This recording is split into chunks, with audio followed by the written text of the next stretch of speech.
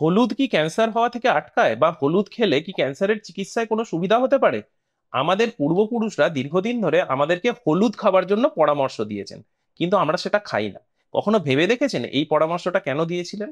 হলুদের মধ্যে কারকিউমিন বলে একটি মলিকিউল আছে, যার 3 রকম কাজ আছে: অ্যান্টি ইনফেক্টিভ, অ্যান্টি ইনফ্ল্যামেটারি এবং অ্যান্টি ক্যান্সার। অর্থাৎ শরীরে কোনো দীর্ঘস্থায়ী ইনফেকশন থাকলে কারকুমিন সেটাকেও আটকাতে সাহায্য করে। শরীরে কোনো ইনফ্ল্যামেশন, যেমন অস্টিওআর্থ্রাইটিস থাকলে বা অন্য কোথাও ইনফ্ল্যামেশন থাকলে, সেটাও কারকুমিন কমাতে সাহায্য করে। আর ক্যান্সারকে কমাতে তো সাহায্য করে বটেই।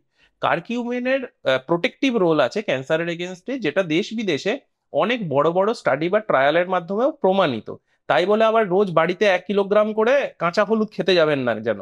কারণ কারকিউমিন ক্যাপসুলগুলির একটি ক্যাপসুলে যে পরিমাণ কারকিউমিন থাকে, সেটা যদি আপনি কাঁচা হলুদ থেকে খেতে যান, তাহলে রোজ আপনাকে 1 কিলোগ্রাম করে কাঁচা হলুদ খেতে হবে। সেটা তো সম্ভব নয়। ওই জন্য শর্টকাট করার চেষ্টা করবেন না।